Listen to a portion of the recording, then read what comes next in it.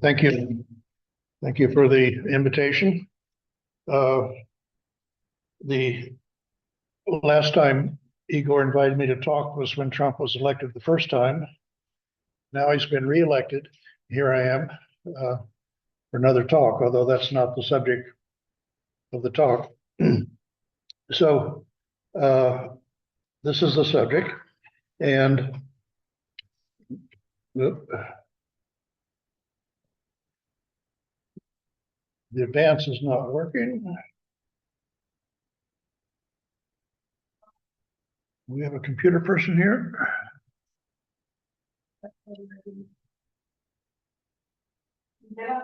Oh, I have to use the mouse. Okay, so when a person is raised in a certain society, they automatically think that the basic institutions in that society are perfectly natural order. And for centuries we had slavery, and people thought that was perfectly natural order. And today we have a system where economic production takes place under the employment contract, and the standard framing of the issues is what I have in this slide. The liberal framing, which I would say everybody has automatically by being raised in modern society, is it's a question. Of course, consent is necessary for an institution to be legitimate, and if it's coerced, it's illegitimate. And so this is sort of the framing that for coercion, you have the autocracy. So if you look in the press, when it talks about a non-democratic or autocratic society, it's always got the implication that it's coerced. And slavery, feudalism were based on coercion as well. And then on the other side, on consent, it's political democracy is based on the consent of the governed. And this is the language up here at the top from the American Constitution: governments deriving their just powers from the consent of the governed. And the economic system based upon the employment contract, which I'll also call the human rental system because that's the economic characterization of it, is also based on consent. And so this is the framing. And so we have to start with this framing and then say, is this actually the intellectual history of political theory? Did it go along these lines? Did autocratic governments in the past always base themselves upon lack of consent and divine right or whatever, and democracy was government based on consent, or was it different? And the fact here is that since antiquity, I mean, you can go back as far as you want to go, but usually intellectual history on these questions starts with Rome. And ever since that time, governments have always said that they were legitimized by consent. So the idea that, and they were not democratic in any way, shape, or form.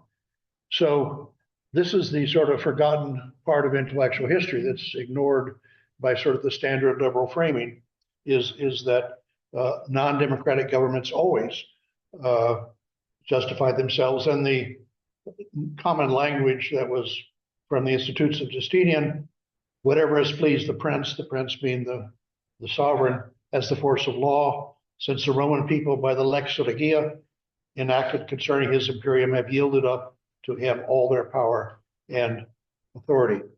So this was an alienation of people's self-governing rights to this, whoever the sovereign was. So that idea goes back at least to Roman time, and you can trace it further in biblical times if you wish.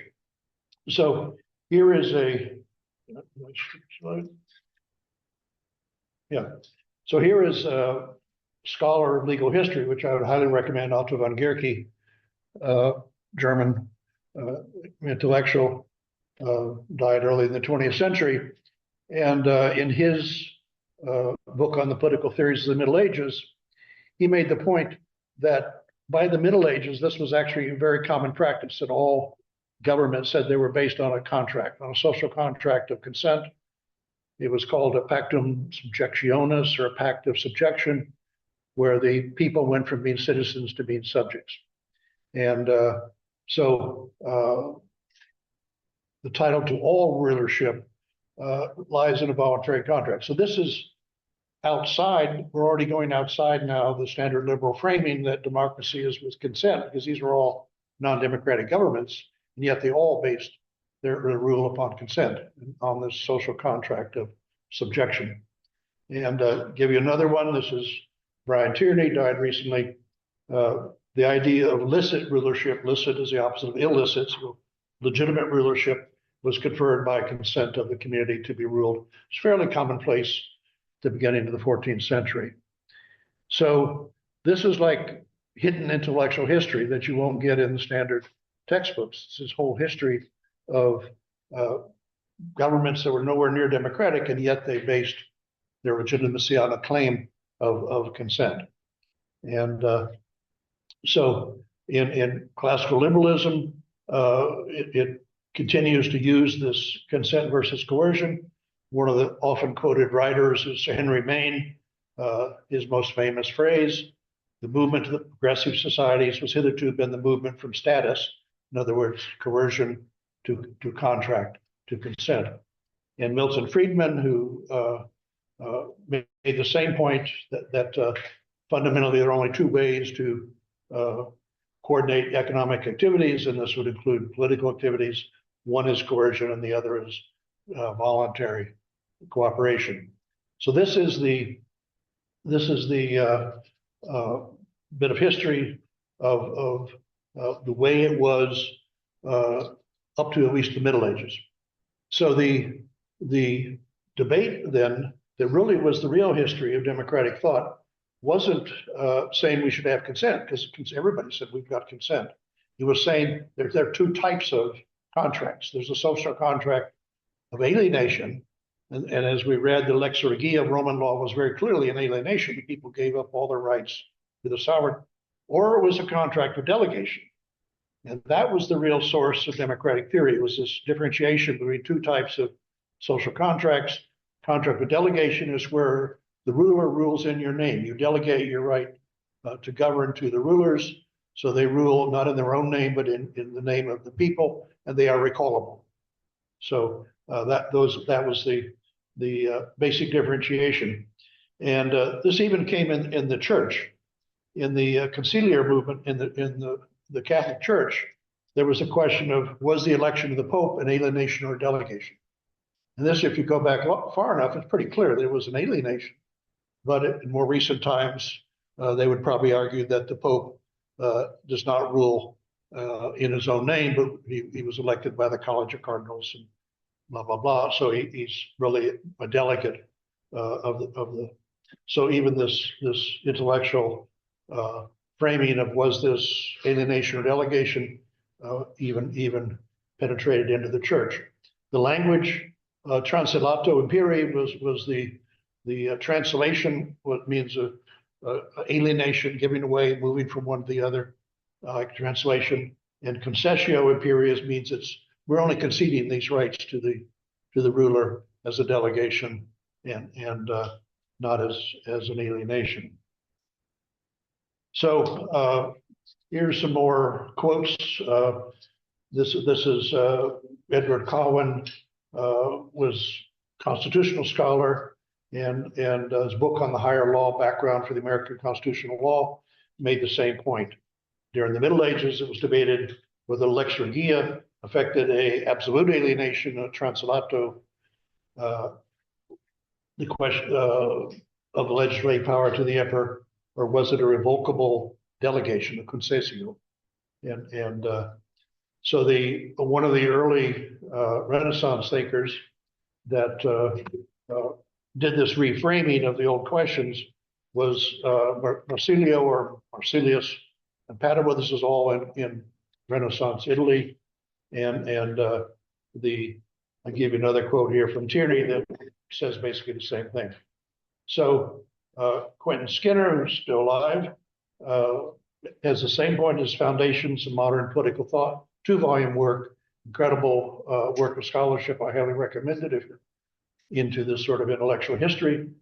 And he says the same thing, that the theory of popular sovereignty or the democratic thought started with this movement with Marsilius or Musiglio, who was in Padua, and with Bartolus, who was in Saxiferato, Italy. So this is all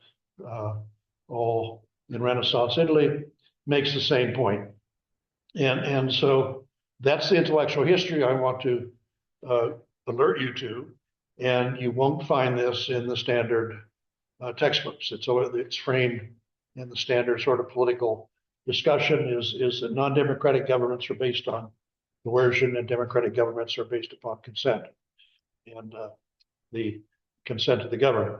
So here's the reframing. So now we split the leg here on the tree to consent. We split it between the two types, between the alienation here and the delegation here.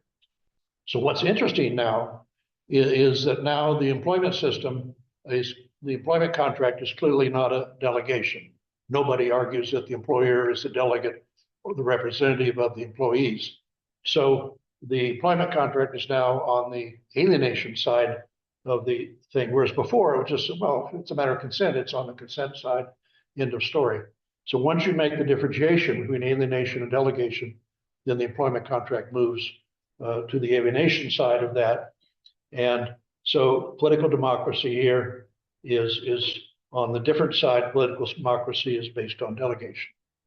And the economic version of that, workplace democracy, is where the firm is reconstituted as a small democracy, a small republic, where the members are the people that are working in the firm. So that's on the delegation side. And there the managers, the power of the managers is delegated from the people who they are managing, which is the normal thing in a democracy. So this reframing you will not find in the standard textbooks, and so it is forbidden here that the standard framing that you're supposed to have inbred into you in modern society is still on the basis of consent versus coercion. And Igor sent me a bunch of the position papers written by you all, and there were clear differentiation between two types of approach. That the more right-wing commentary said it's consent, employment contract is consent, that settles it, that's the end of the matter, and didn't go into the alienation versus delegation. And the more left-wing or progressive students said, well, it's not really real consent. It's the people don't make a free choice. So they're forced to work in an employment contract because they don't have a real alternative. So the important point is that is still within the classical framing of its coercion or consent. And so even the people that were less happy with the employment contract based their argument on saying it's not real consent, it's a type of coercion. And so my point stands even in the papers you wrote, that is the framing that people have. Is it coercion or consent? So let me go back now into some of the famous thinkers in the history of liberal thought, because this is the standard view now, is really liberal thought. John Locke is where basically it all starts in the sort of modern era, not the Middle Ages or Renaissance. And what is interesting is that John Locke and Thomas Hobbes were contemporaries. And amazing thing that Hobbes was very clearly based on the Pactum Subjectionem, so-called Hobbesian contract, that life without the absolute power of the sovereign is nasty, brutish, and short, all the old phrases. And here's the language quote from Hobbes. This is his book, The Leviathan. So all the people sort of make up the Leviathan, and he says that this society is based on a covenant, every man with every man, in such a way that every man should say to every man, I authorize and give up my right to governing myself to this man, or to this assembly of men who would function as the sovereign, on this condition that you do the same, basically. So What was Locke going to do? Because Locke worked entirely within the traditional framing, so he couldn't take on uh, uh, Hobbes, who clearly had a non-democratic theory, because Hobbes based very explicitly on consent. And this was interpretation. So the pactum subjectionis was the Hobbesian contract. So Locke had to figure out a way to avoid interacting with Hobbes, as it were, even though they were contemporaries. So what Locke did was he found another contemporary thinker that represented the view that government doesn't have to be based on consent. And that was a fellow named Robert Filmer, Sir Robert Filmer. And he said society is basically a patriarchy, and that a parent does not need the consent of the children, and thus the ruler does not need the consent of those subjects. So consent was not relevant. And so he's going back to the old idea of even worse than the pactum subjectionis. Consent's not even relevant at all anymore, that the parent needs the consent of the children. And so he called his book Patriarchy. So this is who Locke chose as his adversary. So if you read the two treatises on government of Locke, it's all Locke versus Filmer, ignoring Hobbes, because Locke had no theory of inalienable rights, essentially, because obviously the argument against the alienation contract is what is called inalienable rights, and Locke had no such theory. So he took on Filmer as his adversary, and thus stayed within the confines of the consent versus coercion. So here, going to go a little bit deeper into the classical liberal thought. This is a quote here at the top from Frank Knight. He was a contemporary. He died in the 80s, I think, and the founder of the Chicago School of Economics, which was the major school of liberal economics. And he said that of course, they all go back to Adam Smith in terms of economics, but he said that the liberal theory goes back before Adam Smith, and the three classical figures are, of course, Locke, and then Blackstone, who wrote commentary on the laws of England, was a famous jurisprudent at that time, and Montesquieu, the French writer, the Count Montesquieu, who basically elaborated the theory of division of powers and so forth. So Locke set the pattern that political thinkers had since this time, and within. So he started off, and the question here, where the rubber hits the road, as we say, is what is your view of slavery? So if you talk about historical slavery, clearly it was based on coercion, but the idea of owning another person, what's wrong with that if it's based on consent? And so that's sort of that's the wedge. Do people have a critique of voluntary slavery, or if you define the word slavery to mean it's involuntary, then you have to say, okay, voluntary lifetime servitude, some other euphemism for it. And ask the standard classical liberals, what is wrong with that if it's genuine consent? And that's where people start to separate. That's where you get the people that use inalienable rights argument against it, or people that don't have any notion of inalienable rights, like Locke, Montesquieu, and Blackstone. So Locke starts out with a very high-minded phrase saying, basically the idea is God owns your life. So you can't contract away your life because it's not yours to contract away. God owns it, and therefore a contract, but he means very specifically here, a contract where the master has the right to kill the slave. In other words, has arbitrary power over the slave, and that is viewed back as being the nature of Roman slavery. It wasn't quite really the nature of Roman slavery, but in fact, that's pretty much how it operated, where the masters had the right to kill the slaves and suffer no consequences. So Locke starts out saying, no, that contract is out because you don't own your life. So it doesn't have any inalienable right theory. He just simply has a religious thing here. Then he goes on, if once contract enters between them, So once you have rights on both sides, where the slave has some rights in the arrangement, then it's okay. And of course, along the line of a lot of people that say, well, slavery is inherently involuntary, Locke says, well, okay, it's not slavery, it's drudgery. We give it another name. We have a euphemism. We call it by another name. And we find that among the Jews, other nations, the men still sell themselves, but it's only to drudgery, not to slavery.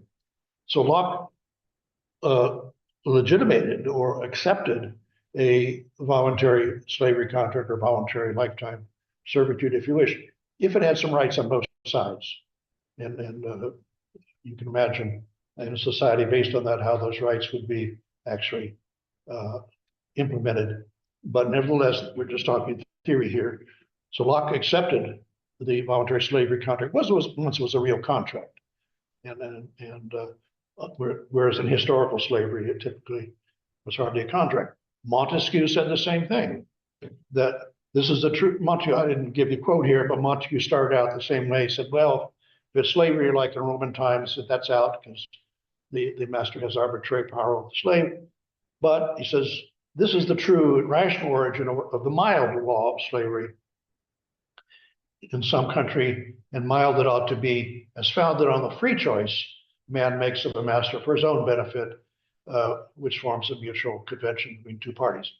So this was Montesquieu. This was the second, remember the three founders of classical liberal thought are Locke, Montesquieu, and Blackstone.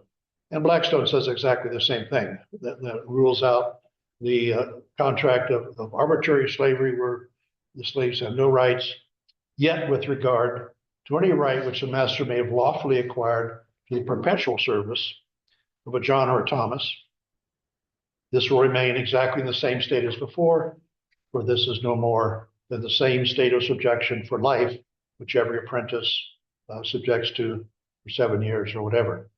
So this, I would challenge you to find in any conventional textbook, this fact that the three founders of classical liberal thought all accepted the voluntary contract for lifetime servitude. Verboten, this is just not there. And even though the quotes are here as you see. So there's certain thoughts that you just cannot think and you will not find in the textbook. Now the counter argument that came up through this history of the alienation versus delegation was a critique of alienation. And the theory that critiques alienation is what's called inalienable rights. These rights cannot be given away by a contract. So I'm giving you a little bit of history here of that theory in the West. I mean, it may have arisen in other cultures in different ways, but the main origin in Europe of the theory of inalienable rights came out of the Reformation. And the doctrine in the Reformation was what was called the inalienability of conscience. And conscience in this context doesn't refer so much to that inner voice tells you this is right or wrong, but to your basic beliefs that inform whether you think something's right or wrong. And they say this is inalienable. So the idea, and this, I gave you the quote here from Luther, is that you can choose to believe whatever your priest tells you to believe, whatever the Pope tells you to believe, but that's still your choice. It's inexorably your choice. You don't have to believe that. You can read the Bible and make your own decision. The Bible's then translated into vernacular, and so this is all part of that Protestant Reformation, that this decision is inalienable. And this was the inalienability of conscience in the Reformation, and this was summarized here by Ernst Cassirer, a German philosopher, who said the central tenet was no one can believe for another. In other words, the priest can't do the believing for you. The Pope can't do the believing for you. You have to do your own believing, read the Bible, and make your own decision, because that's inexorably your decision. You can't alienate that decision. So that was a religious doctrine. So what happened next was that this was then turned into a political doctrine of inalienable rights in the Enlightenment. And the two streams of the Enlightenment, one in the UK was the Scottish Enlightenment, and the main thinker there was fellow Francis Hutchinson, who was Adam Smith's professor. Adam Smith took over Hutchinson's chair at Glasgow, And the main thinker, or clearest thinker, at least on the continent, was Spinoza in Holland, part of the radical enlightenment in Holland. It was very clear that these things that you cannot give up even with consent. So there's something wrong with a contract, that you can of course sign a contract to be a dog or whatever you want, but there's something wrong with such a contract that you cannot actually fulfill. You cannot actually alienate this decision-making powers or this, say, responsibility for the results of your action. And so the way to see this, the clearest way to see this, is to apply this analysis to the voluntary slavery contract, the voluntary perpetual servitude contract. And what is inalienable, such as your factual responsibility for your actions, is an aspect of your personhood. And so when you would have a slavery contract, that would mean that you were taking on the legal role of being a thing, a non-person. And in fact, you were still a person. So did the law recognize this? And of course it did, exactly at one point whenever the slaves committed a crime. Then the legal system was perfectly clear that the slave was a person. And so I give a quote here from a book, 1926, but it's repeating the judicial cases about slavery in the antebellum period, the period in America before the Civil War. And so here's a judge from Alabama saying slaves are rational beings, are capable of committing crimes. In reference to acts which are crimes, they're regarded as persons. But they're slaves. As slaves, they're incapable of performing civil acts, and in reference to such, they are things, not persons. So this is the law. And the question is, what's the facts? And the facts are that they're persons in both cases. They don't suddenly become persons when they commit crimes and become robots or something. They don't commit crimes. So this sort of law is simply legalized fraud. It's a law, it's a fraud institutionalized in the law of the land, that we will treat you legally as a thing insofar as you don't commit crimes, but then it comes up. And the argument, obviously applying this argument to the employment contract, it's exactly the same with the employment contract, that the employee in the course of the employment doesn't have the legal responsibility for what is produced or the liabilities that are incurred in the production process. That's all in the hands of the employer. But when the employee commits a crime, then suddenly it becomes a partnership.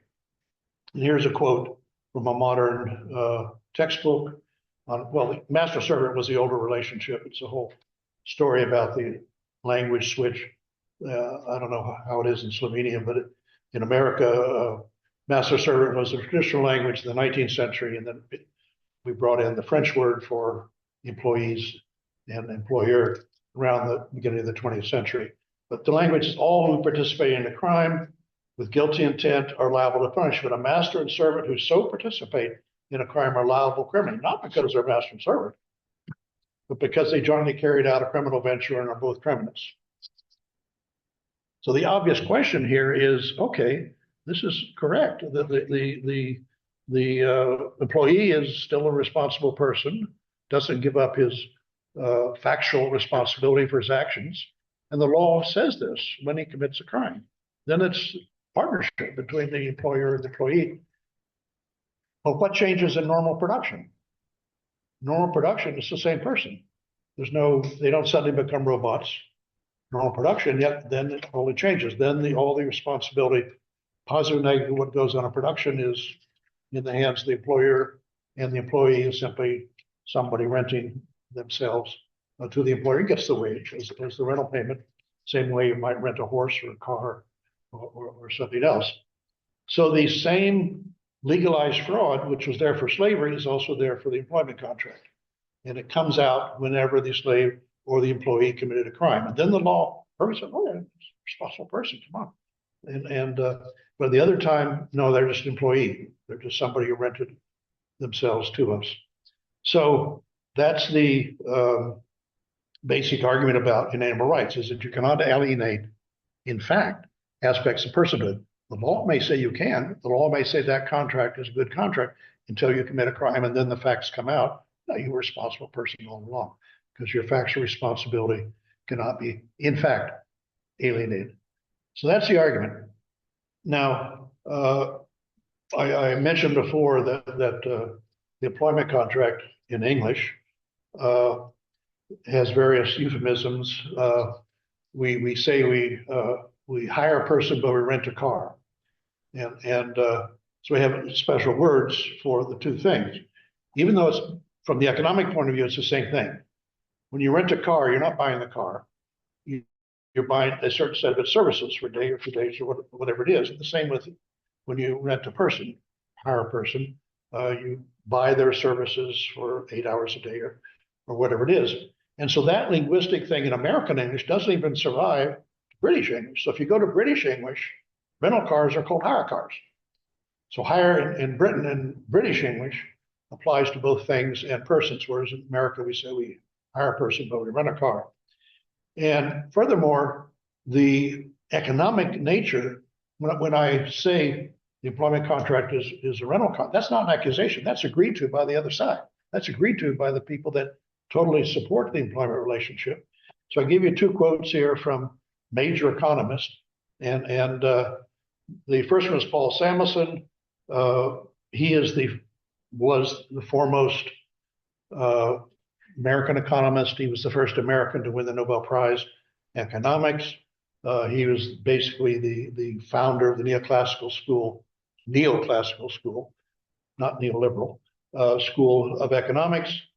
And he says, since slavery was abolished, human earning power is forbidden to be capitalized. To be capitalized means you're selling the whole thing at once, not just a little bit at a time. A man is not free to sell himself. He must rent himself at a wage. And the word rent is even italicized in that text. And this is from Samuelson's basic textbook, which is an incredibly textbook. I highly recommend it because it's absolutely authoritative statement of this is what neoclassical economics is about. Here's another quote. This quote, well, it says the same thing. We think of the wage per hour as the price at which the firm rents the services of a worker, the rental rate for labor. We do not have asset prices. See, an asset price, if you buy a car, that's the asset price. When you rent a car, that's the rental. So two different things. We don't have asset prices in the labor market because workers cannot be bought and sold in modern societies. They can only be rented. And in a society with slavery, the asset prices would be the price of slave.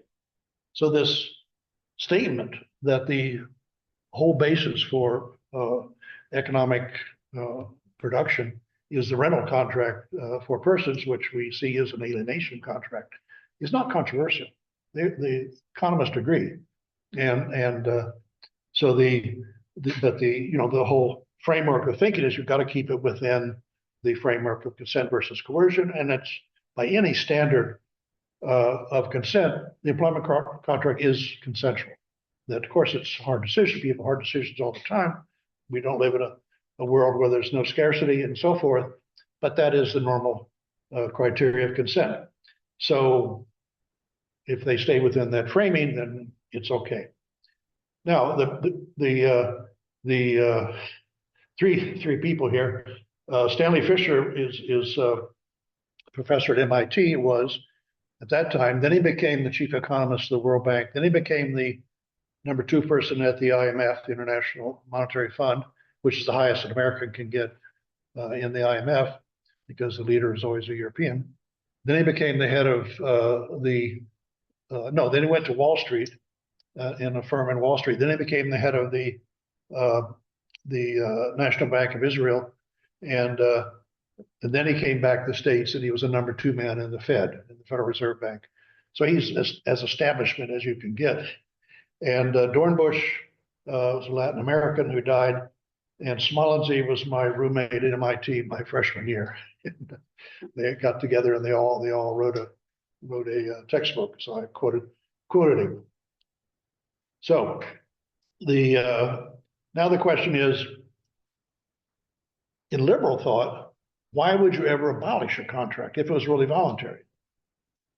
I mean, and so you have had over the course of history the abolition of certain contracts.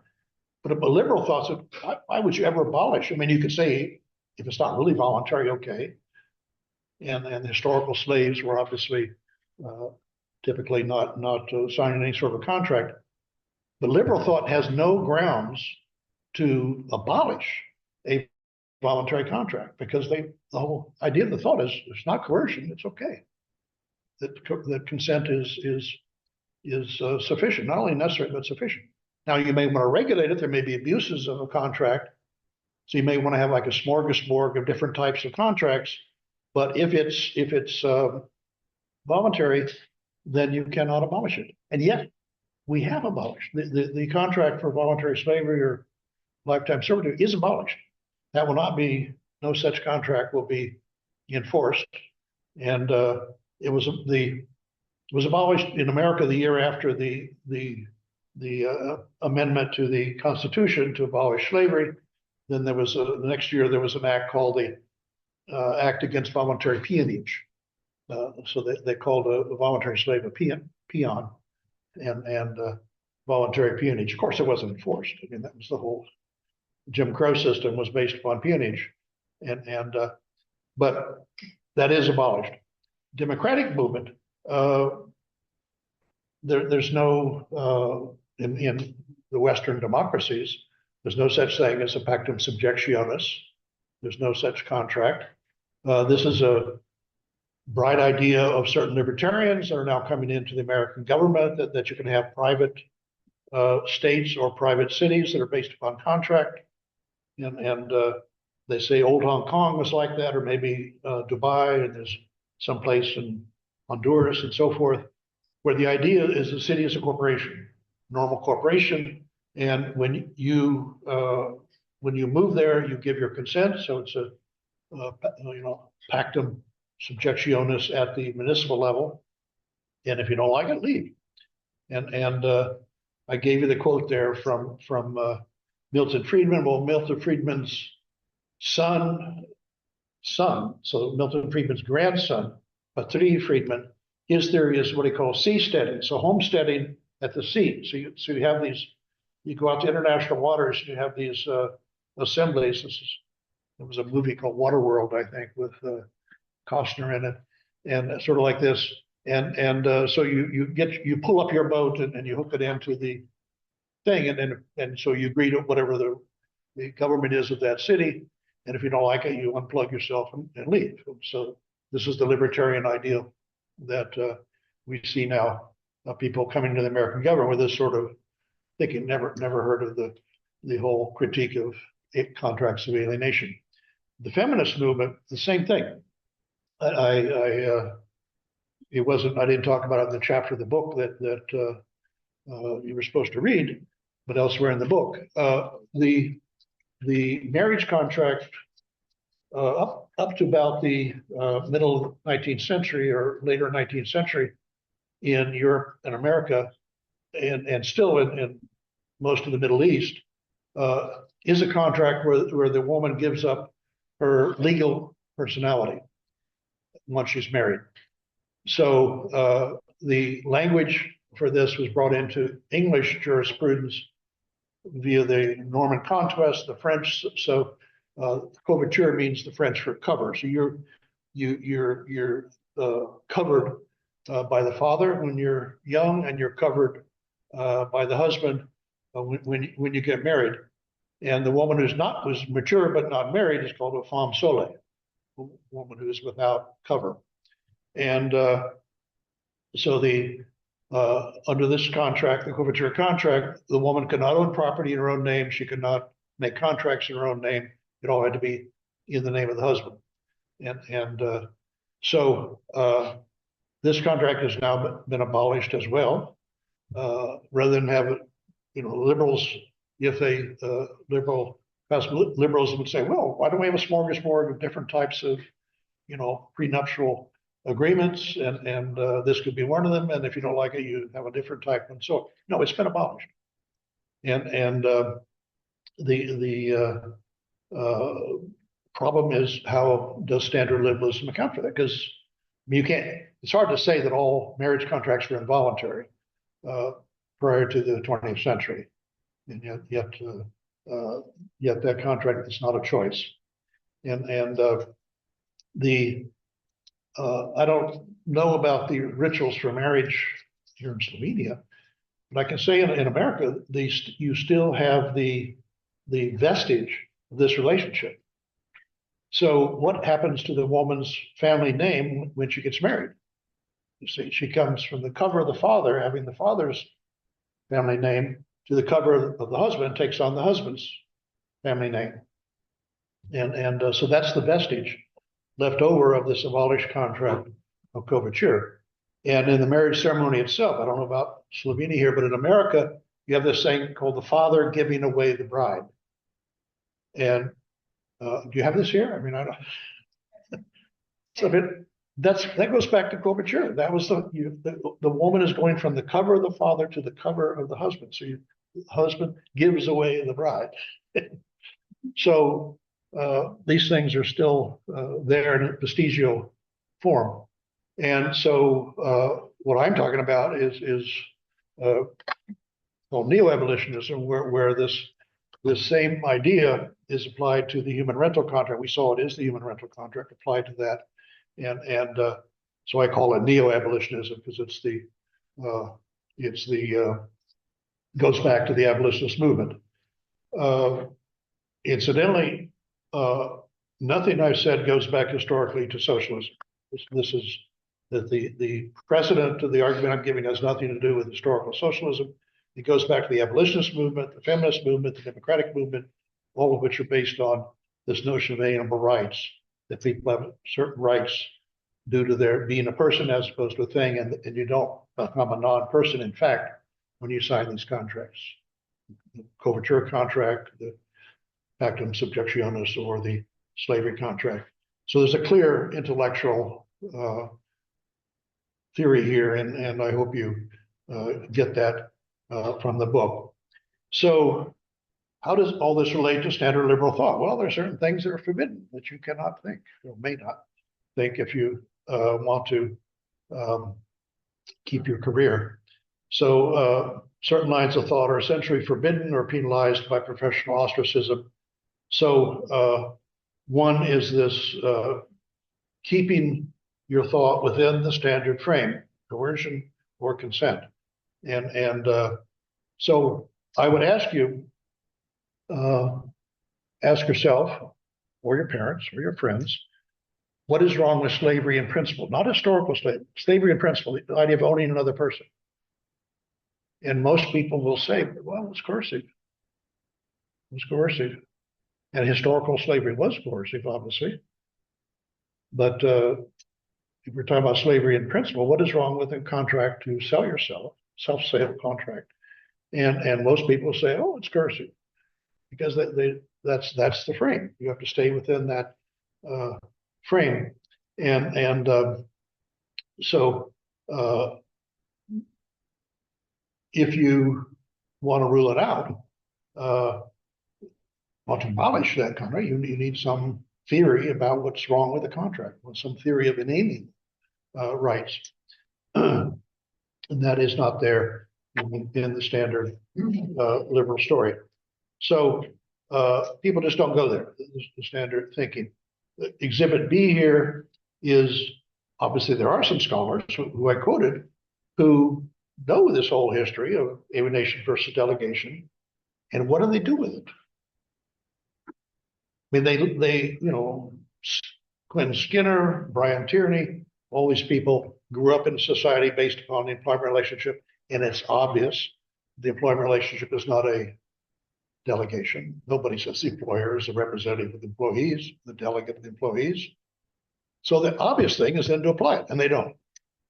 Clinton Skinner, I've been in correspondence with and so forth, even though he has this book giving the whole history of democratic thought based on alienation versus delegate, he doesn't apply it to the standard contract where most people operate under throughout most of their adult lives. Why not? It's verboten. No, we don't go there. So here's a particularly frustrating example. James Buchanan, and he died a few years ago. he was a quintessential classical liberal thinker. I even wrote my master's thesis on his work. And so here is his basic statement about what liberal society should be like. And it's formulated in a way that applies both to markets and organizations. So the justificatory foundation for a liberal social order lies in my understanding the normative premise that individuals are ultimate sovereigns in matters of social organization, that individuals are the beings who are entitled to choose the organizational, institutional structures under which they live in accordance with the premise, the legitimacy of the structures to be judged against the voluntary agreement of those who live under them. Here we're getting to the core now. The central premise of individuals as sovereigns does allow for delegation. So here he's into this thing about delegation or decision-making authority to agents. So when you delegate something to somebody else, they're said to be, you're the principal and they're the agent, if you use that language, principal-agent relationship. And here's the killer sentence at the end, this premise denies legitimacy to all social organizational arrangements that negate the role of individuals as either sovereigns or as principals.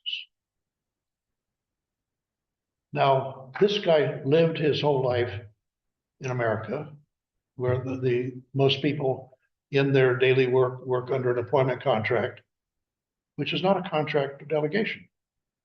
The employees are not the principals, they're the agents. The employer is the principal.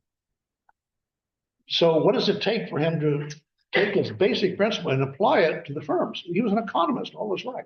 He got the Nobel Prize in economics, and he doesn't make the application. It's forbidden. People cannot go there. This is outside the realm of possible thought. So I concocted here using a little AI, the picture of these people think that they are free flying intellectuals in the vast intellectual space. In fact, they're flying within a glass tube. And every time they get near the wall of the glass tube, thinking some unthinkable thought, it goes ding, ding, ding. You know, when you back up your car and hit something, you get the ding, ding, ding. And so this is made by Adobe Firefly, one of these new AI programs.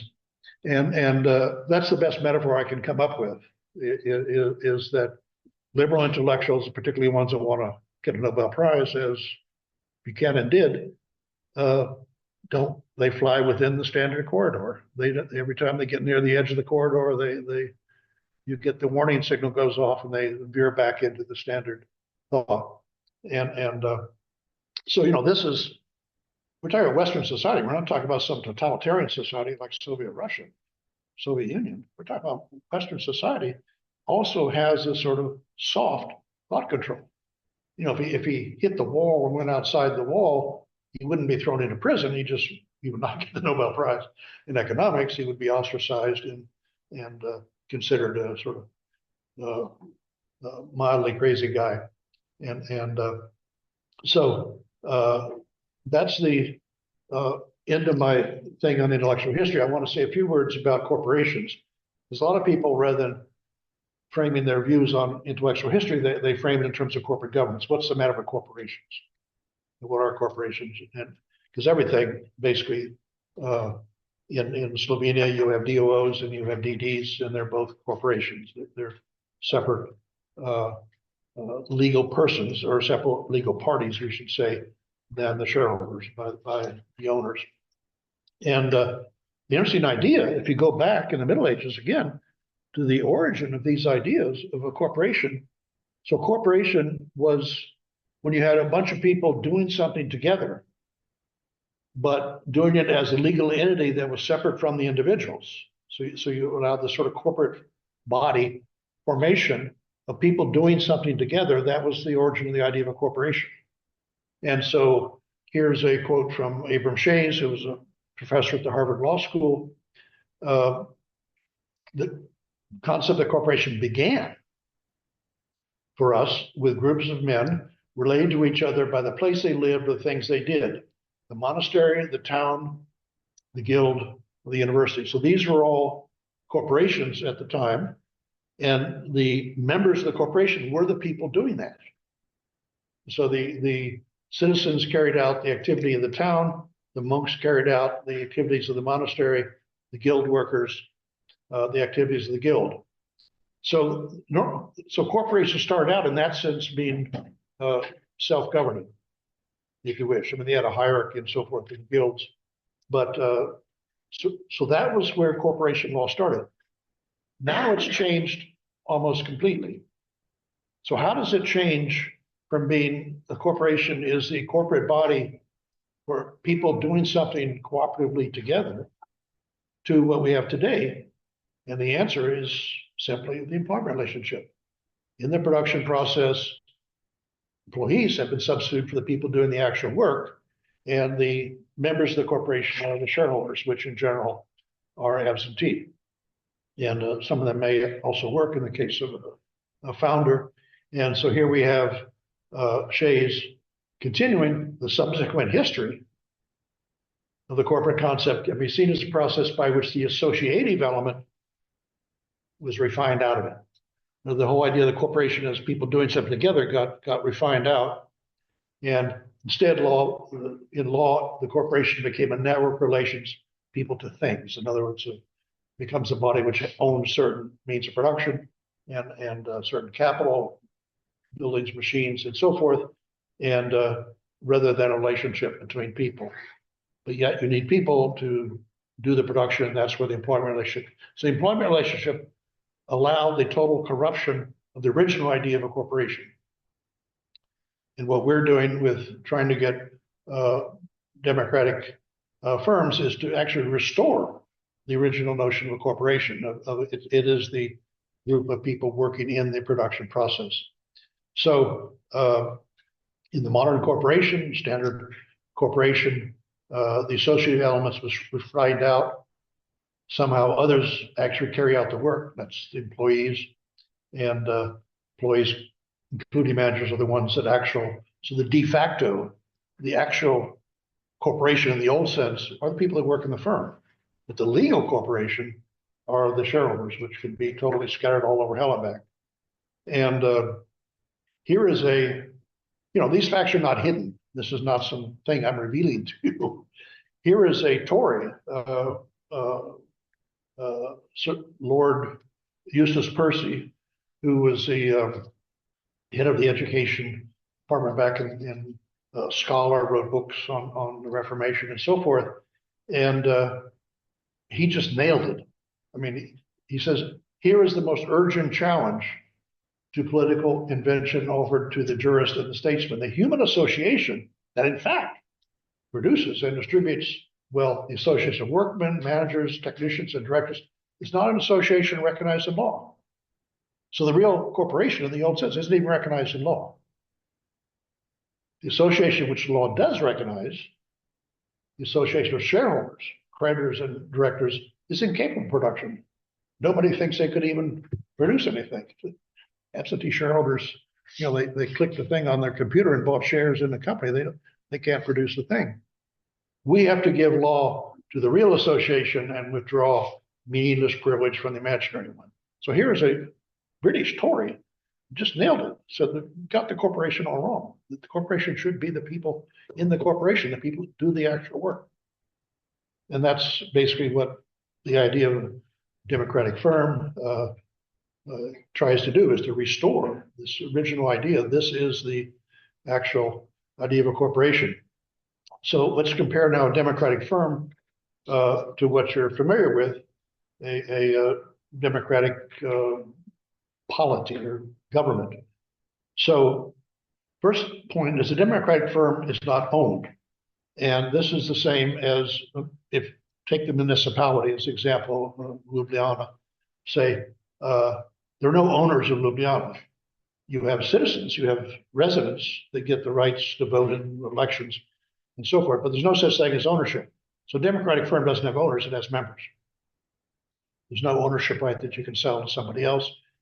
Your voting rights, wherever you're from Ljubljana, your voting rights in municipal elections, you cannot sell to somebody else.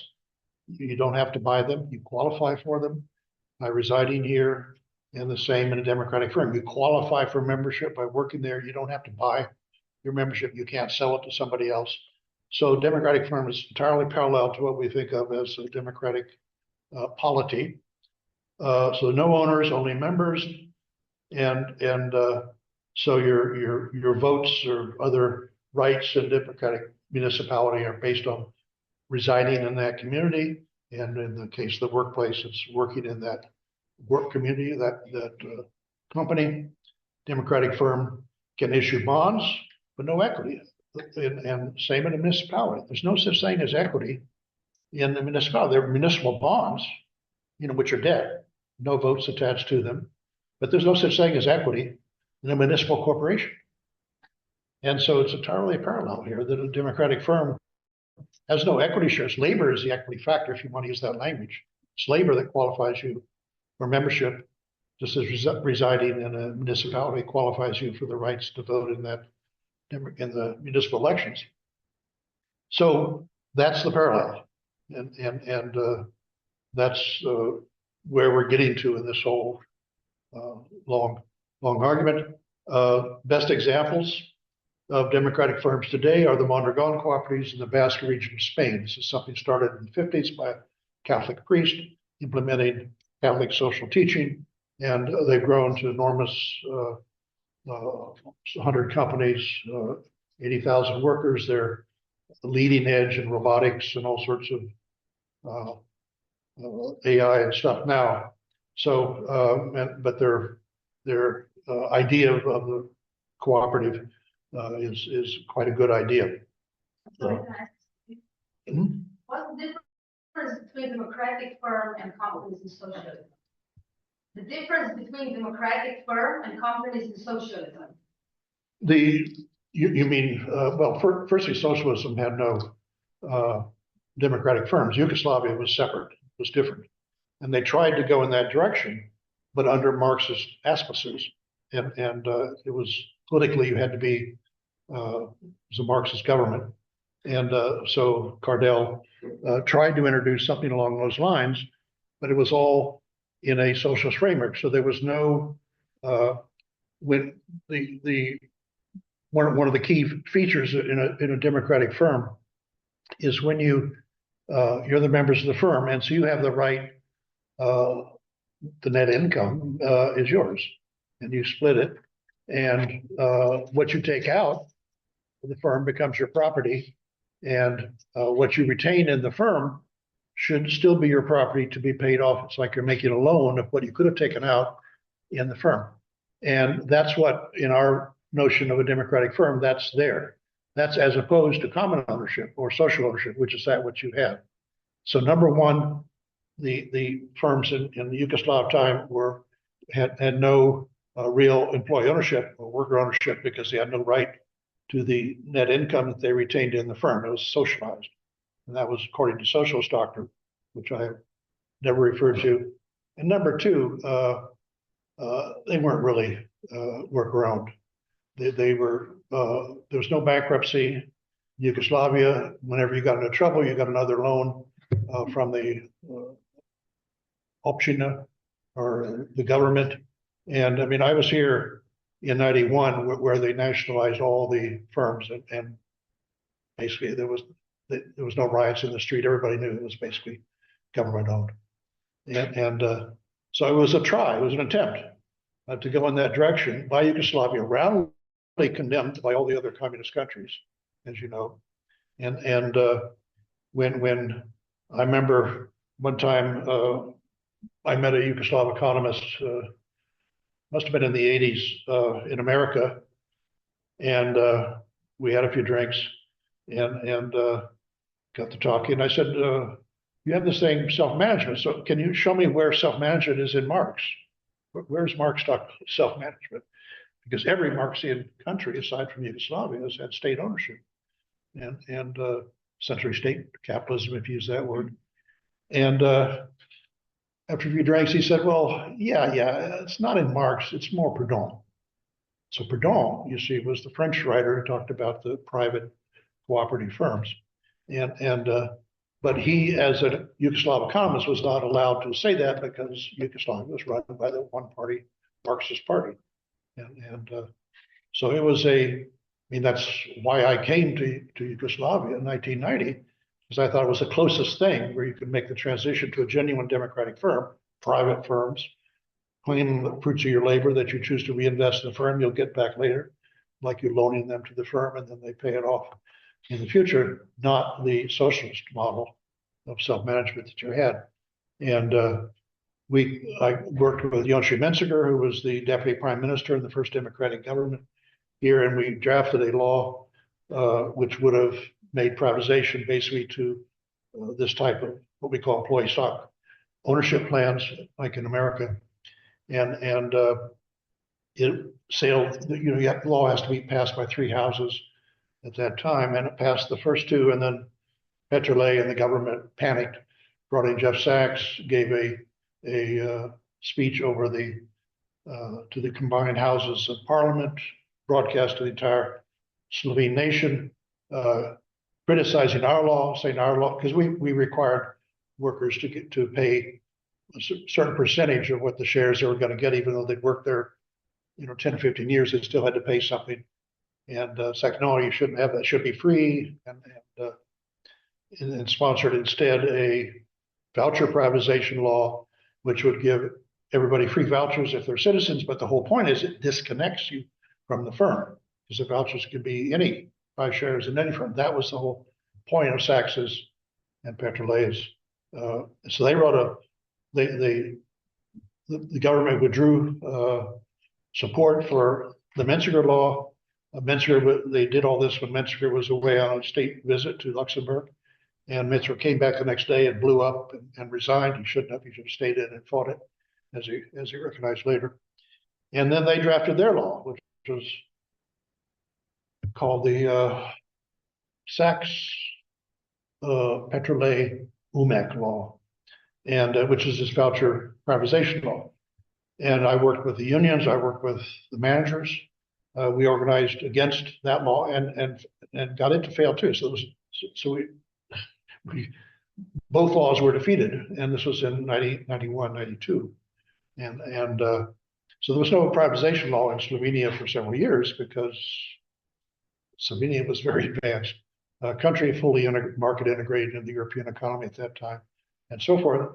And the law they finally passed was sort of a hybrid between the 2 laws. And that was before that law passed. I joined the World Bank and decided to work on these issues from within the World Bank, because the World Bank quietly backed the Petrolay Sachs law, saying, well, normal countries don't have that kind of firm. They have standard firms.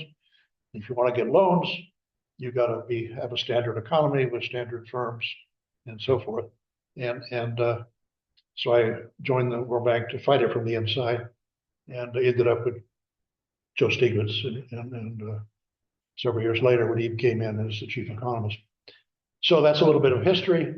A lot of the firms we're working with now are firms that at that time use their vouchers to buy shares in their own firms. You have a lot of firms now and then in Slovenia that are worker owned, but not through any sort of a mechanism to perpetuate the worker ownership. It's just direct ownership shares. And so I can, so this is the model that we recommended then in the Menziger law, and the model we recommend now is one where you have a special purpose vehicle that holds the worker shares.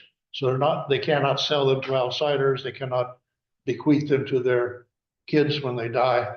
And so once it becomes employee owned, it's like a one-way trapdoor. It stays employee owned, so the firm stays in your community, and so forth. So our institute is based upon an American invention called Employee Stock Ownership Plan, or ESOP, and it was legislated in America in the early 1970s, and there are now 6,500 or so ESOPs in America. But more impressively, 10% of the private workforce work in companies with ESOP. So 10% of the private workforce in America own part of their company. They're not all 100% in ESOPs. And which is interesting because, as you know, the labor movement in America is much weaker than in Europe. And in fact, only 6% of the private workforce are unionized in America, whereas 10% now work in companies which they partially own. And so when you become an owner, then you're on the way to then transforming your role from being an employee to being a member. But it's obviously a hybrid sort of thing. So what we did was to modify the American ESOP, which has several traits I can go into, but several improvements. And the important thing about an ESOP is that the workers don't pay for it out of their pocket or out of their payroll, which is a standard idea of employee ownership. Oh, you gotta pay for it with your own money. No, in an ESOP, these 6,500 firms in America, it's paid for out of the future profits. So you get a loan, typically you leverage, get a loan, buy shares from the retiring owner. So this is really the main mechanism for succession of private owners, and then you pay that off out of the profits of the company.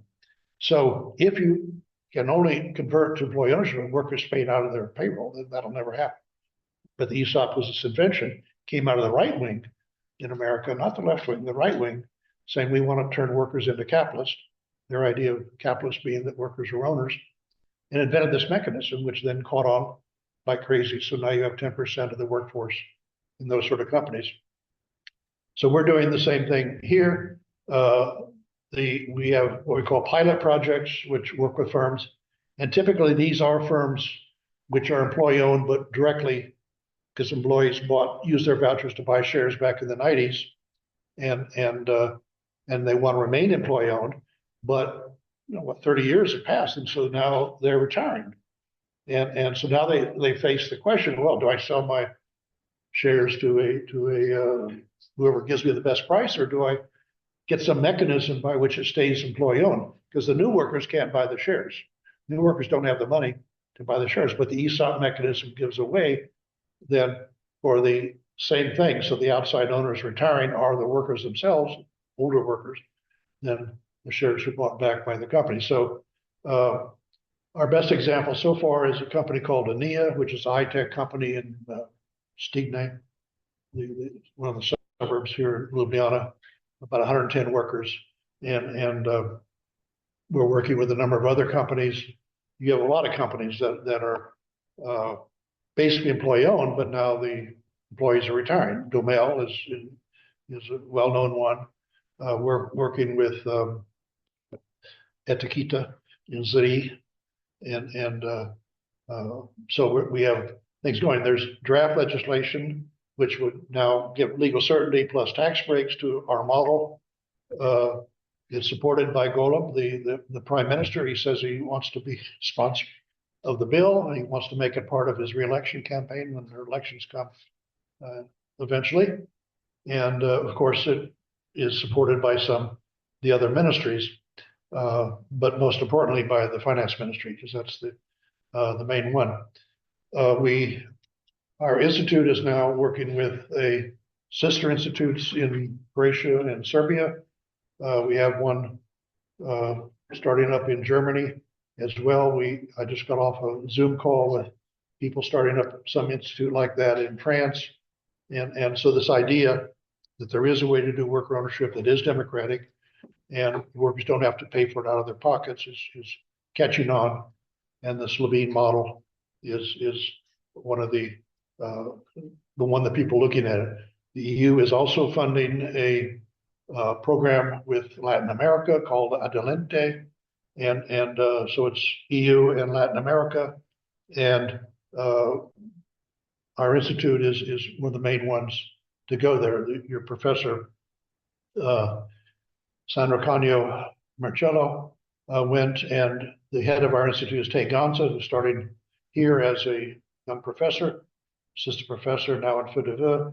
So those two from FUDV went to Mexico, went to Peru last year, and this year Tay and another fellow in our institute went to Colombia, and Argentina, all with European money to spread the same. So we're forming organizations there using the same model. So we've covered a lot of ground. Sorry it took so long, but taking you from high theory, from Roman time, medieval time, Renaissance, and ended up with what's happening here right under your nose. Trying to implement these ideas. So that's it. Thank you.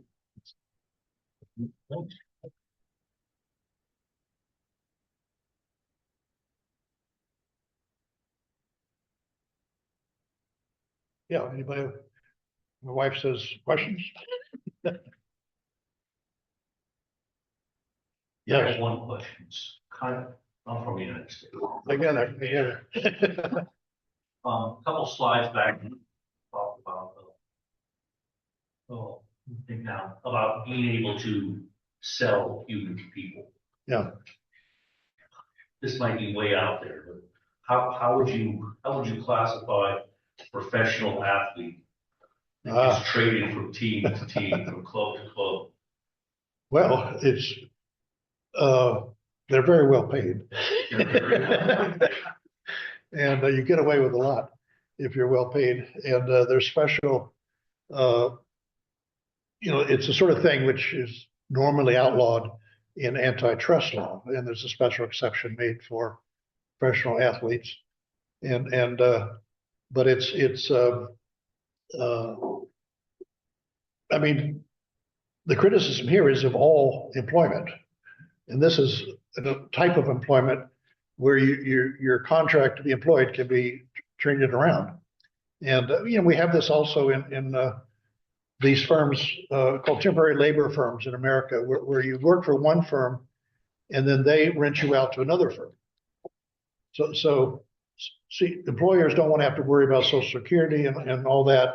And so you have a firm which you work for, and then they will hire you out or rent you out.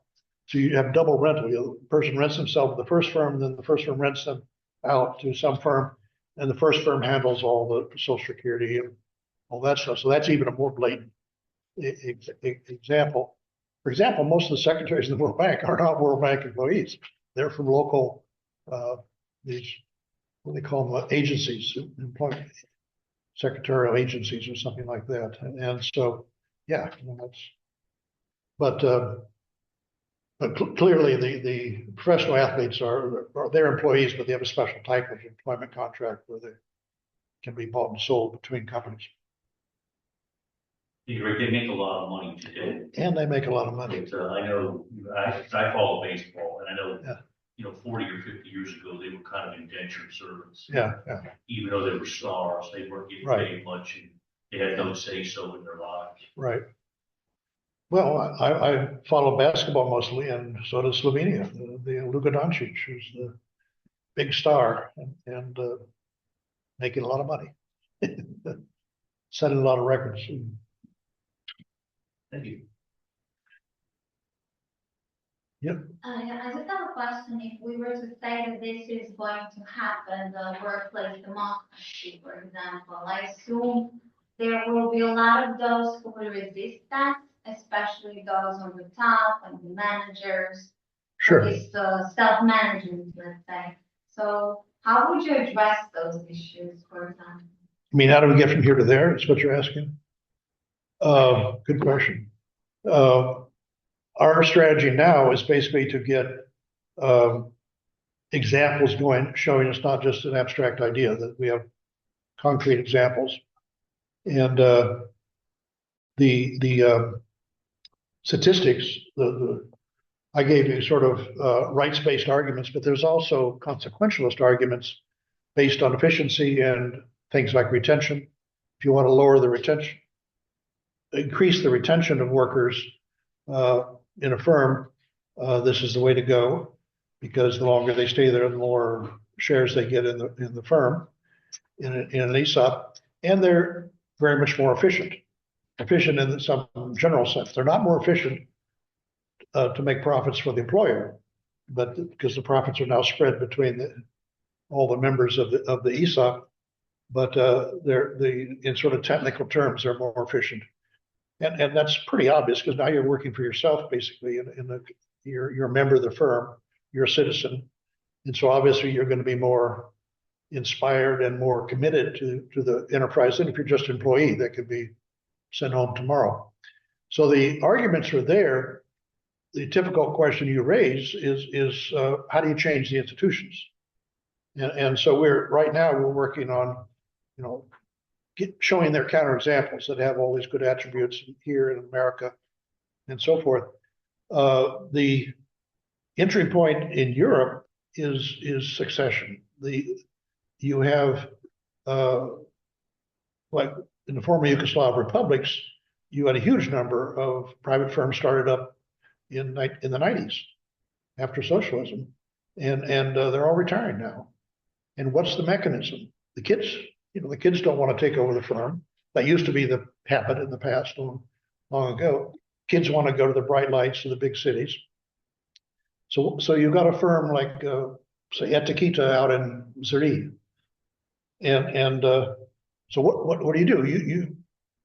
They built this firm, fruits of their labor, and it pays taxes to the local city, Zurich, and kids are in school, everything. And so what's the choice of a retiring owner? Let's take the case of a single owner for a moment. You got like, the kids don't want to take it typically these days. They want to take their money and go to Paris or London or Frankfurt or at least Ljubljana and not stay in some city outside. And so the three options are you sell to a competitor. Well, a competitor is somebody you fought against building up this firm, and so you don't like them, and they're not going to run two firms. So if you sell to a competitor, they're going to take the best people, the customer list, over to their main firm, build up the business there, and they'll slowly transfer all the production from the firm that was bought there and wind it down, and all the time depreciating the assets there, and that depreciation will then cover the profits in the main firm.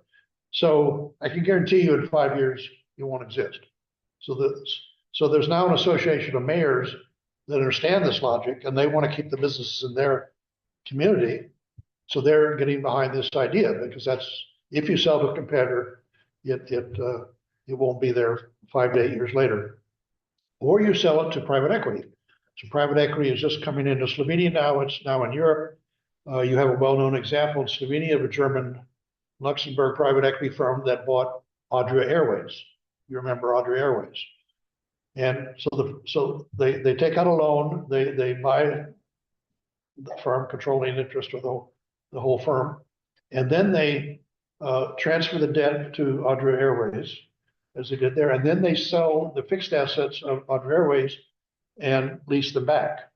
So when you sell the fixed assets, which are the planes and even the name they sold, and then leased it back, then they pay off the loan with that. So they then own the firm free and clear, but the firm is hobbled now because it has to pay the rent on its own fixed assets, and which they didn't sell, the private equity firm sold. And Adria Airways couldn't support that, and it collapsed. So that's why Slovenia doesn't have an airline. So those private equity people are trying to come in to Slovenia now. And so we had an example of that in the firm you may know of, it's called Alpina, the shoes. So it was bought by a Czech, essentially a private equity firm, and so they got control of the firm, and the neoliberal ideology, which the World Bank has been trying to propagate for decades now, is foreign investment is great. Foreign investment turns over the control of your company to foreigners, and foreigners don't have your interest. So where is Alpina? It's in Zurich, or where's, I don't even know. But anyway, the Czech firm said, okay, we can produce shoes a lot cheaper in Bosnia. So now Alpina is going to Bosnia. That was small town, 200 workers in a town of 2,000 or something. And so that's gone. Number three, Well, we had the sell it to competitor, sell it to private equity, or you sell it to some big company, which could also be private equity. And the big company will move the production to wherever it's cheaper, because Slovene workers are not cheap. So if you want to keep the business that you as an owner built in this town where you are, leading light of the town, this is your legacy and everything, you don't sell to private equity, you don't sell to a competitor, and you don't sell to a big firm. And your kids don't want it, what do? You sell it to the workers. So that's the main entry point for ESOPs today as a practical thing. And you may be asking a question, a bigger question of, well, how do you change the thing over the course of time? And that I don't have an answer for. We're trying to pave the way for that by, doing these conversions of firms to show that it works and to answer very real concern. And Slovenia has a huge number of firms that don't have a way out. The owners are retiring. They started up the firms in the 90s, and then they don't have a way out. I mean, I think this is the best solution if you put ownership to workers, because a lot of workers don't want to have the consequences because they were workers of one firm for a long year, and then someone retires, they have to step up and they have to suddenly make decisions and everything, and a lot of people don't want to do that. Sorry, that's democracy. Be a good citizen. If you want to be a slave, you can always find some places these days to go. Yeah, I mean, the point you make in journal is a lot of people have been conditioned to be good employees, and they don't want to. But they don't want to be the boss. Yeah. And so the employee ownership changes that mentality. We don't just do a legal changeover. We have programs which go into firms, go into how to build a culture, company of owners, as they say, or ownership culture. And so people then see that they can make a difference. And that dissolves a lot of the cynicism that you get in a normal firm. They can actually make it. Their ideas are listened to. Decisions are made at a lower level in the shop or in the office, and not everything is made above. So it's that sort of employee mentality slowly changes to be, you're a member of the firm, you're an owner of the firm, use that language, and you're no longer just an employee, a servant, a rented person. So in Mondragon, they were just saying where they have post Franco, they are having this Mondragon because they were oppressed and had less opportunities. That is one reason why they started Mondragon in Basque country.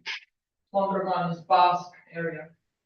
So they are saying now they are sending their students because they have university and system of internship and also apprenticeship to other companies.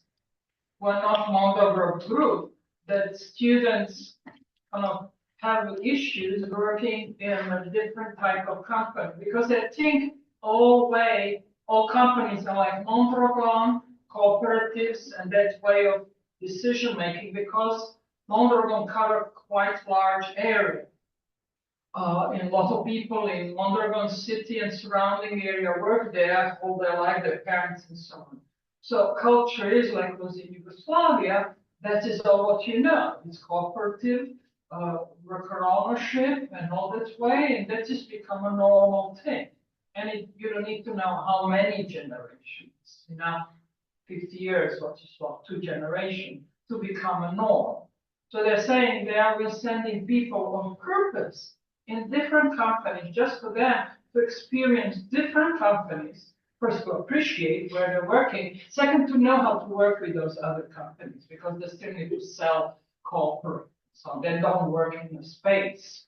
They work in Spain as a whole and in other companies. And that is, I find that very interesting little vignette of experience.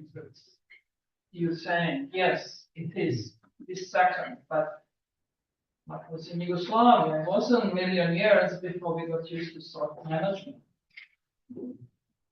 Maybe this is why everybody is like that, because we got used to sort of not taking care of it. We are taking care of it. Just say a few more words on young lady's question. In America now, we have a problem where the Democratic Party has lost the support of the working class, to put it simply. So an obvious way, I mean, basically the new industries are all on the coastal areas. So you have the coastal elites, and then you have this, what they call flyover country, or the Rust Belt, or Middle America, the heartland where I came from, actually, and which is basically deindustrialized. And my hometown is dead. I mean, just people that are living off pensions, small town, the best jobs are working at the local Walmart or Amazon warehouse or something like that. So how's the Democratic Party now thinking about trying to reconnect with workers? And because they're very happy with Wall Street and private equity and all these people that are funding their campaigns. And few of the people there understand the option of going with employee ownership. So Tim Walz, who was the vice presidential candidate along with Kamala Harris, from Minnesota. And Minnesota has more ESOPs per capita than any state in the United States. And so it's much, and he knows well about this. And he got Kamala to say a few nice words about employee ownership in general during the campaign. It wasn't highly publicized. But mostly when you listen to Democrats talk about what to do now, they say, well, we got to strengthen the unions. And unions only cover 6% of the private workforce now, and workers are alienated from the unions. And so the one of the ideas to reconnect would be for the party to get behind employee ownership. And Bernie Sanders, I used to have my company working with employee ownership in the States, a nonprofit, and we worked with Bernie Sanders when he was the mayor of Burlington, Vermont, and he knows about all this. So I can show you there's a videotape on YouTube where Bernie gives a great speech and talking about co-ops and ESOPs and all this stuff. He ran for president twice and never said a word. Never said a word about employee ownership. And I don't understand why. He spent time saying, I'm a democratic socialist. Of course, calling yourself a socialist in America gets you nowhere. And then when he tried to define democratic socialist, he said, well, it's like Denmark, Sweden, or Norway. And nobody in Europe would call those countries social. They're social democratic, but they're not socialist by the usual notion of social. It's certainly not American. So Bernie, of course, got nowhere. But the interesting thing was he never could say publicly in his campaign, go for employee ownership. So there's still this sort of fear of promoting this idea, even though it's 10% of the workforce now, almost 7,000 companies. So it's getting there. It's on the crux of actually entering the sort of public space, but not quite there. It won't happen quickly. Once it does enter public space, it becomes an item of debate between the parties and so forth. I would say it takes decades to get anywhere on these issues. And when I was younger, I thought it would be much quicker. And within the next half century, I would say that we should make genuine progress. I have no doubt this is where we'll go eventually. If democracy idea stays alive, it has to go to the workplace, to what people do all day long. And we see the intellectual history here of these ideas and so forth, but to actually change the power structure that is all based upon the master-servant relationship, the human rental relationship, will take a long time. But we're working on it. I have one question. how is it to steer a company like that? Is it harder to make decisions in a company like that, or is it easier? Which company? If workers have their shares, like in these cases. Right. How are the main choices made? Is it hard to steer in a, I don't know, in a case of difficulties? Sorry, I didn't Well, get it. I'm sure what you're talking about, but the ESOP is not common ownership. And we still have people trying to promote common ownership, like in England. And so we have shares in workers' accounts in the ESOP. And then the question is, how do they get them? Well, they get them as the company pays off the loan. So you typically have to take out a loan to pay off the owner leaving, or the owner himself takes the credit. In other words, signs a note to be paid off over 5 years or 8 years. And it's only as that is paid off that the workers get shares that come in from the owner. So the owner signs a note, they come into the company, but they're not assigned to the individual workers until and only as the note is paid off. So they're like earning this through making the company profitable and so forth. And in the American case, the vehicle holding the shares is a trust. And a trust is something that is a special purpose vehicle when you don't trust someone. And one of the older purposes of trust was when a minor, a child would inherit money. You don't just give them the money, they put the money in trust until they become of age. And so that mechanism, which is a part of common law countries. So Europe, you don't have common law, you have civil law. So all the, America, Canada, Australia, UK, all have this trust law.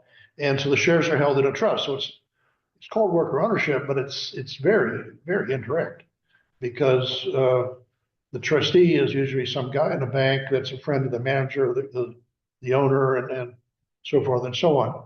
So there's a big variety of how actually democratic the American ones are. We blew all that out. We were replacing the trust with a cooperative. So this law that's going to be introduced in Parliament within 6 months is called the Employee Cooperative Act. And so by working in the underlying company, you qualify for membership in the cooperative, and it's the cooperative that owns the shares, but they're eventually allocated to individual accounts as the loan is paid off. And then the cooperative, as usual in any cooperative, you make decisions. You have a board, you make decisions. So if the company starts off owning 30%, okay, then you decide how to vote 30% of the shares of the underlying company, because you own in the cooperative 30%. That's the registered owner, is the cooperative as a legal entity. And so you get a seat on the board and so forth. Eventually it builds up 100%. The knee is 100%. But we have some other companies where it'll start off much smaller and build up. Did that answer your question? Yeah. Okay. Wasn't sure.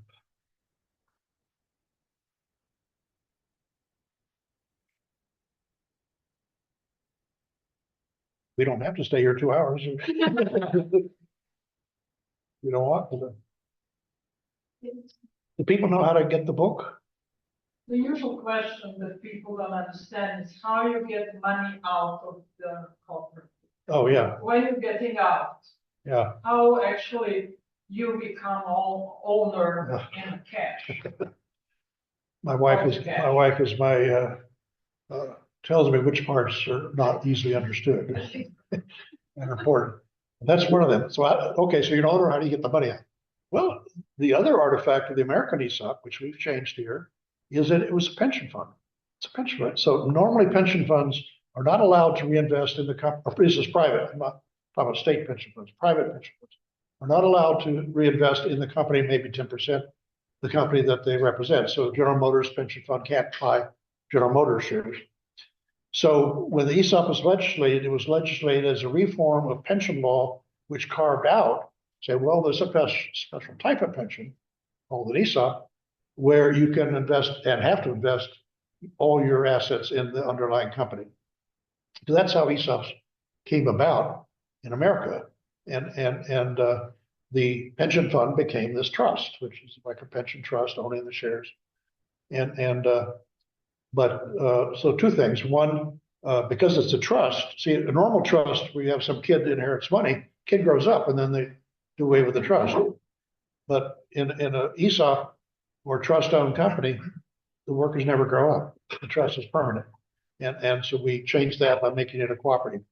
So then the question is, how do you get the money out? Well, if the special purpose vehicle holding the shares is a pension, you get it out when you retire. So in the American ESOP, you got 20-year-olds saying, I want to buy a truck, I want to buy an apartment, I want to take out a loan and so forth. You can't take out a loan mortgage with your shares as collateral. You will get money when you retire. And so this kind of a not very motivating. So now the law has been changed. Well, you can take out some money when you turn 55. So we've blown all that away. In our model, we have what's called the share recycling plan or the rollover plan. So once you pay off the loan and then you still have funds available, then you start paying off the oldest shares. So shares go in your account's got a date on it. So it's the first in, first out system, FIFO. So workers will hold shares for say 5 years, 8 years, or whatever, and then they start rolling over. Then they can take that money, hopefully not to spend on wage goods, but to invest in some diversified asset. Buy an apartment, buy something that will appreciate over time, and so reduces their risk. It even tends to even out the accounts because the older accounts, which otherwise be bigger, are now smaller, and the younger accounts are building up as the shares, as they're bought back, are recycled to everybody usually according to their wage. The distribution is typically according to wage, although ANIA has said, well, we've got a lot of women in the accounting department, they've been there forever, but they never got any wage increases. So we're going to change our distribution key to bring in seniority or tenure. So at ANIA, it's half and half. So you take the part distribution according to salary and part distribution according to tenure, which they consider fair. So that's something you choose. When you set up ESOP, you choose your distribution key. And so the money comes in and then buys shares, the shares are then distributed according to that key. And then they get rolled over after a certain number of years, which will depend upon size of the loan, your cash flows, all that. It's not paying off the loan is obligatory. Rolling over is not. So you need to generate that cash flow but you certainly don't have to wait until retirement. So that's the answer to the question. Just one more question. Does this also can this also be applied to, for example, healthcare, or this is only for companies and corporations? Well, I mean, people working in healthcare. Yeah. My previous organization in America was called the Industrial Cooperative Association. And the largest cooperative that we got going was in New York City called the Cooperative Home Care Associates. And it's the largest worker cooperative in America, and it's all home care workers. So that's one example of very important, because Lord knows, home care workers is not a great job. And these women, typically women, now are the owners of the company, members of the company, cooperative, not an ESOP. So it's possible in principle. And there have been some ESOPs that are in healthcare as well, but that's the main one we look at when we point to it is a cooperative home care. It's all on the internet. You can Cooperative Home Care Associates in New York City. It's about 2,000 workers, I think, and a lot of minority women, and they're now proud members of their own company, and so gives a little dignity to that sort of job of home care, which is not a great form of work.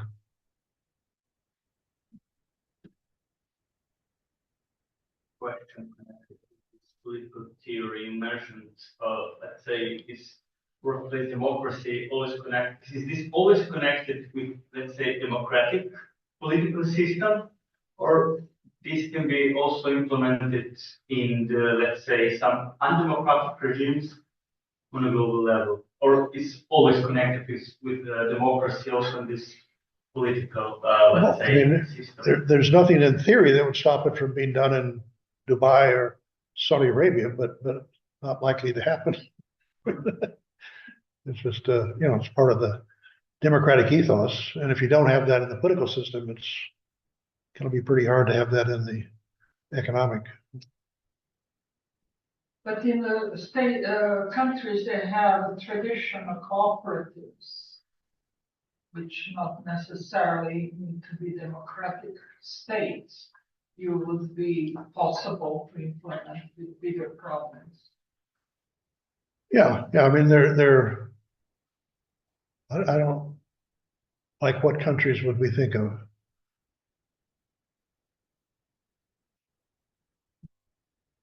Doesn't occur to me the examples, but I mean, of course, it's possible in theory, but I wouldn't hold my breath.